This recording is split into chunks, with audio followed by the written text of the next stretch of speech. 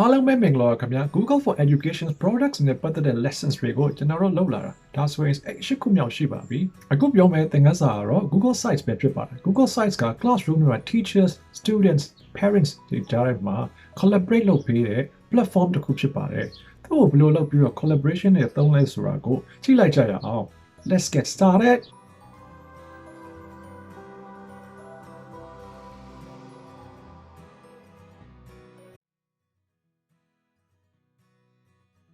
Google Sites ဆိုတာအများနဲ့ပူးပေါင်းဆောင်ရွက်လို့ရတဲ့ tools တစ်ခုဖြစ်ပြီးတော့ website များကိုအလွယ်တကူဖန်တီးခြင်းသင်ရိုးညွှန်းတမ်းများနဲ့အကြောင်းအရာများကို internet ပေါ်သို့တင်ခြင်းတို့လုပ်ဆောင်နိုင်ပါတယ်။ Class site တစ်ခုပြုလုပ်ပြီးသင်ရိုးညွှန်းတမ်းများနဲ့အချက်အလက်များကိုကျောင်းသားများမိဘအုပ်ထိပ်သူများနဲ့ share လုပ်နိုင်တယ်လို့ကျောင်းသားများရဲ့ဖန်တီးမှုတွေကို e-portfolio အနေနဲ့လည်းပြသနိုင်ပါတယ်။ Google Sites ဟာ Google Drive နဲ့ပေါင်းစပ်ထားတဲ့အတွက် file တွေကိုထည့်သွင်းပြီးလှပစွာပြသနိုင်ပါလိမ့်မယ်။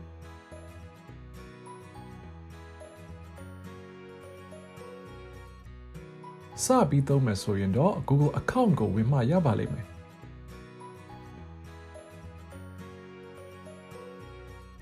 ပြီးမှ sites.google.com/new ကိုသွားပါ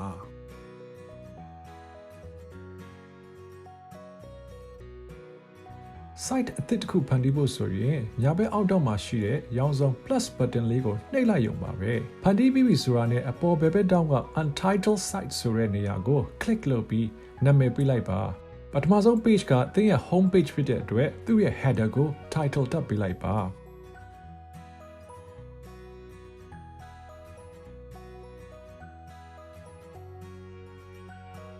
ညာဘက် column မှာ insert pages နဲ့ themes ဆိုတဲ့ tabs 3ခုရှိပါတယ် insert tab က object တွေဖြစ်တဲ့ text boxes video images စသဖြင့်သွင်းလို့ရပါတယ်Google Drive က file တွေကိုလည်းထည့်သွင်းလို့ရပါတယ်။ဥပမာ Google Slide လို့သင်အထောက်အကူပစ္စည်းတွေပေါ့။ file ကိုရွေးပြီး insert button ကိုနှိပ်လိုက်ရုံပါပဲ။ပြီးရင်လိုချင်တဲ့နေရာကိုနေရာချနိုင်ပါပြီ။ size အလိုရှိသလိုပြောင်းနိုင်သလို overall design scheme နဲ့လိုက်ဖက်အောင်စီစဉ်နိုင်ပါတယ်။ insert tab အောက်မှာတော့ pre-made နဲ့ customize လုပ်လို့ရတဲ့ layout blocks တွေနဲ့တခြား organizational elements တွေဖြစ်တဲ့ page divider, buttons စတာတွေကိုတွေ့ရမှာပါ။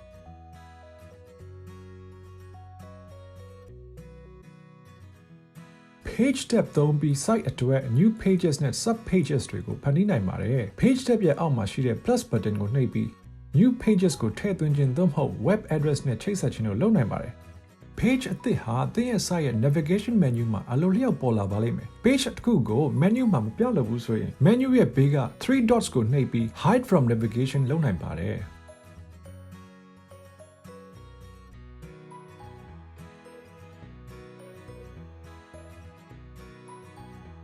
Themes tab ကိုသုံးပြီးကြိုတင်ရေးဆွဲထားတဲ့ theme တွေကသင်စိတ်ကြိုက်ကိုရွေးနိုင်ပါတယ် fonts color scheme and design elements တွေကို theme အဖြစ်နဲ့ကြိုပြီးရေးဆွဲပေးထားတာပါနောက်ပြီး insert tab ကိုသုံးပြီး edit လုပ်နိုင်ပါတယ်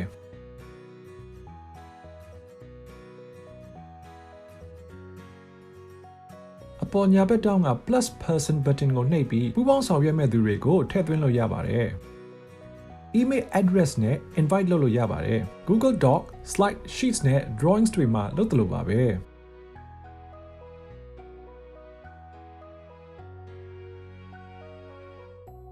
site ကို publish လုပ်ဖို့အဆင်သင့်ဖြစ်ရင်တော့အပေါ်ညာဘက်တောင်းက publish button ကိုနှိပ်လိုက်ပါ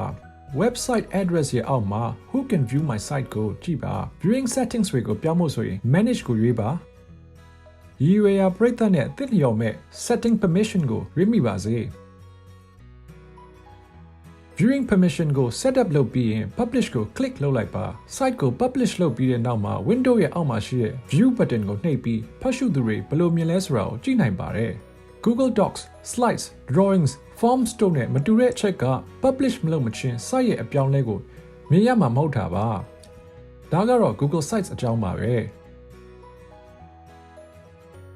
ဒီဗီဒီယိုကြောင့်အကျိုးရှိမယ်လို့မျှော်လင့်ပါတယ်အထူးသဖြင့် Internet Technology ကိုအသုံးပြုပြီးအလုပ်ကိုအချိန်နဲ့တပြေးညီအောင်မြင်အောင်လုပ်နေတဲ့လူတွေအတွက်ပိုပြီးအကျိုးရှိမယ်လို့ယူဆပါတယ်။သင်ရဲ့လုပ်ငန်းခွင်အတွေ့အကြုံနဲ့လက်တွေ့ဖြည့်ရှင်းနည်းတွေကို comment မှာရေးသွားစေချင်ပါတယ်။